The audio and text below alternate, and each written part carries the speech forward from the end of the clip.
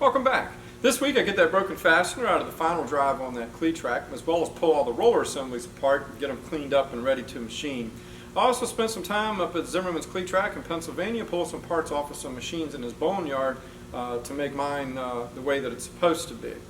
We also spent some time in Brownsville, Pennsylvania at a steam and equipment show. I've got some footage there to share with you. And while I was up there, my uncle gave me a book on forks and tractors, and that kind of got me thinking about getting this forks and tractor finished, because I've been working on it for a very long time and I keep getting pulled off of it and working on all the other machines that I have.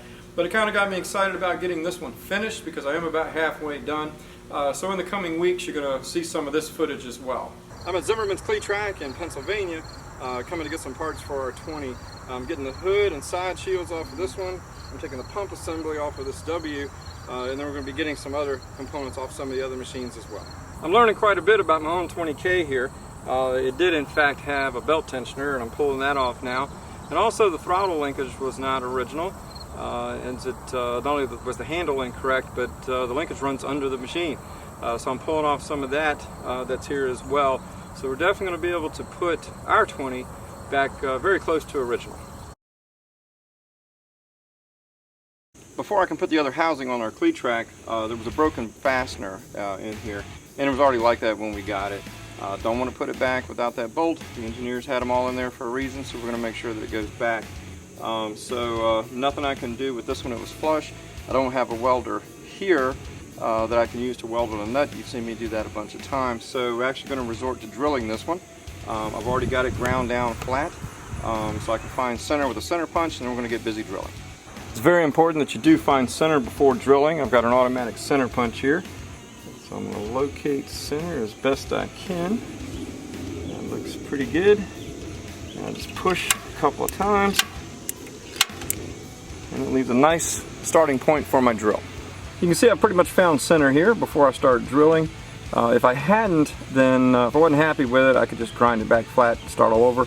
This one looks pretty close to center, so we're going to start drilling. I've got a bit set up in my drill and I'm ready to go. I'm not using one of the popular sizes like 1/4 inch or 1/8 inch. I'm going to use one of the ones that I don't commonly use because this does take a lot of life out of a drill bit. I've got some lubrication for it as well, and it's marked, so let's get started. When doing one like this, it's really important to keep the drill straight into the hole and not let it go in crooked. Start out nice and slow.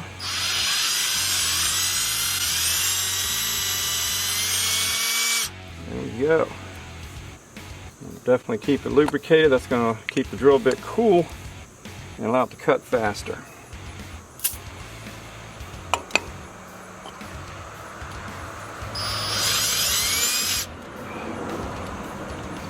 See, it just walked on me straight up to the top. That's not good. So I'm going to try to re-center this thing and then try it again. I actually had to step it down a few sizes because it was trying to walk on me, so I'm putting a smaller pilot hole in it. This seems to be working pretty well.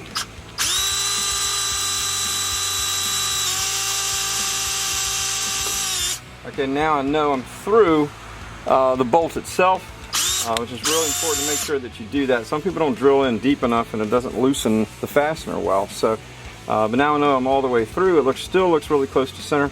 So now I can start stepping it up in drill bit sizes to get this bolt out. Because this isn't completely flat, I'm having to go up incrementally. I'm using each drill bit by its size to sneak up on this thing, because what's happening is it was trying to walk into that low spot there and making the drill go in crooked. So by doing each drill bit one at a time, I'm slowly getting the hole larger, but definitely better to take your time on something like this. So still cutting through very easily, especially since we're only using you going incrementally one size at a time. And we're going to keep doing that until we get the wall of that bolt very thin, and then I'll show you what we're going to do from there. You can see we've got this thing pretty large right now, and the walls are getting pretty thin. We got to be careful not to get into the threads though, so I think after this one we're going to see what we can do by getting it out.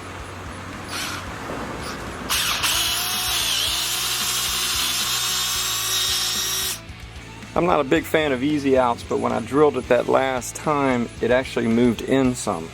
So by putting this in, it is turning it out. Here's what's left of the threads from the drive on that Cletrac. And you can see how we were pretty close at getting it centered. Missed it by a little bit, but we did get it out successfully. But we are going to have to use a thread insert to make this repair. We've got the hole drilled and the tap in place. We're going to tap the threads and get ready to put in the insert. Proper procedure for this is a half turn in and then a quarter turn out. And what that does is that gets rid of the shavings so they don't get bound up and mess up the threads that we're actually creating. Definitely a good idea with the cast iron for sure. Not quite going a half on it. I want to make certain that I don't mess this up.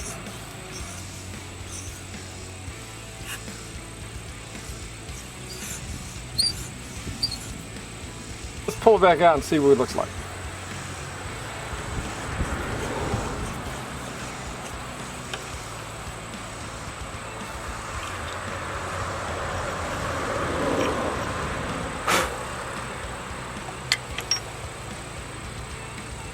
Looks good. Now I'm going to take a magnet and pull the shavings out. Since it's a captive hole, I don't want any of these shavings left in there. And there's quite a few of them right there.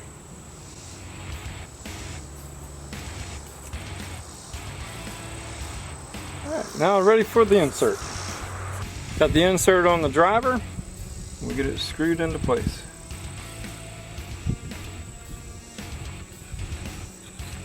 Going in nice and smooth. And we're going to take it just below flush.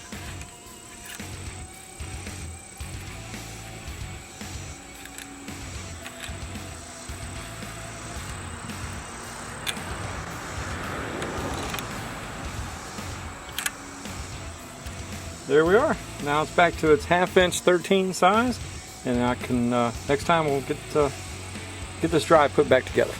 Here's all the roller assemblies that we pressed apart from the 20K last week. Now the next step is to get the housings apart so I can clean them up really well. Then we're going to take and get these things machined. I'm fortunate that I have another undercarriage to pull some of the parts off of. You can see here this wheel has a broken piece off of it. This housing here has a piece that's broken off where the bolt goes through as well. And this housing is completely destroyed and broken up into a bunch of pieces. It was like that when we removed it. But hopefully we can still use the axle and the rollers. We just need to get the housing off of the other assembly. So this is one of the housings, the 4 large holes, that's what holds it to the undercarriage itself. The 2 smaller holes on each side, that's what holds the housing together. But it has 2 dowel pins also that keep it in alignment. So we need to get these knocked out also before we can get the halves apart. We'll punch these out pretty easily. There's going to be one right here. Get it knocked out. And then that should allow us to separate the halves and get the axle out. And the axles for the most part don't look too bad. You can see with this one here, this is one of the things I wanted to show you. Someone has tried to repair this one using maybe some Babbitt and poured some in there, and it may have worked out okay, but I'm going to show you some of the ones that actually are so bad that we can't even repair them. So I'm going to show you some of those. Of the 14 I've pulled apart, this is probably the best one. The hole actually hooks around. It's a little bit off, but not a lot. We may be able to use this one as it is once everything's cleaned up. By comparison, not only is this probably the worst one we've taken apart, but this one doesn't even have enough meat left on it to fix it. So we can't make this one round again without making it extremely too weak. So we will be taking some of the housings apart on the undercarriage that came from the grader. Before I can take these housings and axles to get them machined and repaired, I need to get them clean. I'm using gasoline in a big drain pan, and that should work pretty well for us. It's not the safest by any means, but it's definitely going to clean it up very quickly and do a good job.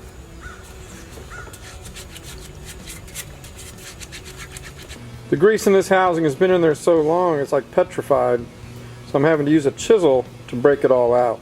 It amazes me sometimes what people think is a good idea. This housing is clearly no good anymore because it's been busted open from the side, but also it's just worn out. Someone had melted a bunch of solder in there, thinking that was going to help take up the slop in the axle. I mean, I'm sure it did, but this is not the way that it should have been repaired to begin with. This could have been a housing that was repairable, but after doing what they've done here, it's no longer useful for that. What it is useful for, though, is just showing other people what not to do. Since we're putting this 20 more back to original, as well as painting it, it's time to get rid of this makeshift hood. We'll get the fuel tank and the stanchion off, as well as the radiator, so we got better access to the frame before we start painting it. When we had the 20 at Berryville a few weeks ago, it had overheated because the belt wasn't turning the fan consistently. And I talked to Zimmerman about it, and he said you have to get kind of creative because there was no way to tension the belt on these. While I was up there pulling parts off for our 20 from some of the other machines, I noticed that one of the W models did have a tensioner. And what's interesting about the 20 and the W is that they both use the K engine. So I pulled the tensioner and the stanchion for the tensioner off of that same K engine from the W, and it looks like it's going to work on ours. This is the piece in my timing cover where that stanchion is going to go for the tensioner. We are going to remove this. If you go to do this on yours, if you have one, make sure that you understand that they are left-handed thread, which means we're going to turn them to the right to get it out.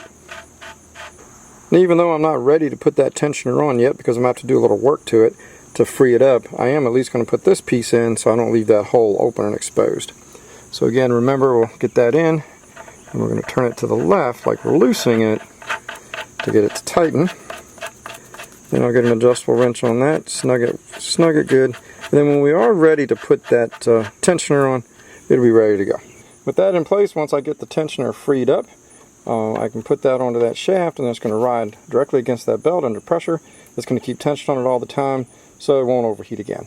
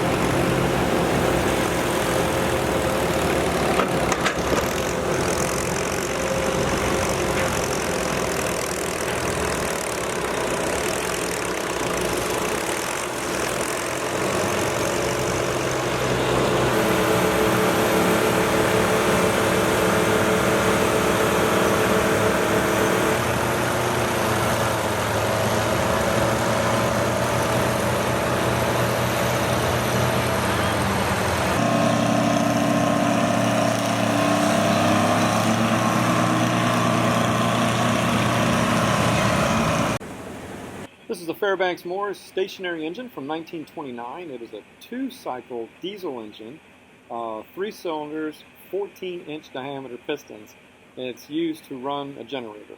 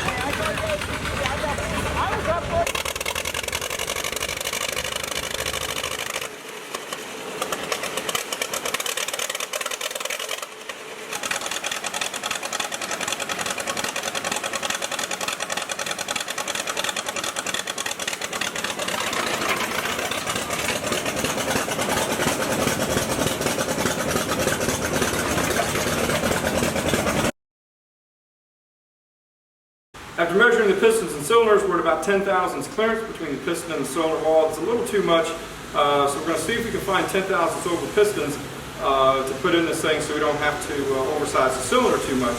What's worse is the ring end gap is about 42 thousandths of an inch, which is way excessive, which is where the majority of our compression loss has been.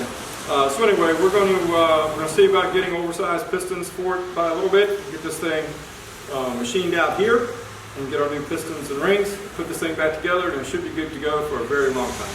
The only thing missing off that John Deere D that I bought last week is the magneto. And I've got another John Deere D down here, and I know some of you are thinking, well, of course you do, that has the mag on it. So I'm going to pull it off of this machine, go through it, and get it on that one, and hopefully have it running pretty soon. Next time on Bulldog Builds, we'll have the final drive put back together on our Cletrac. We'll get the rest of the rollers cleaned up and see how many of these we can salvage for the machine. And then we'll check in on the first engine building team as they prepare for Nationals in December in Indianapolis. See you next week.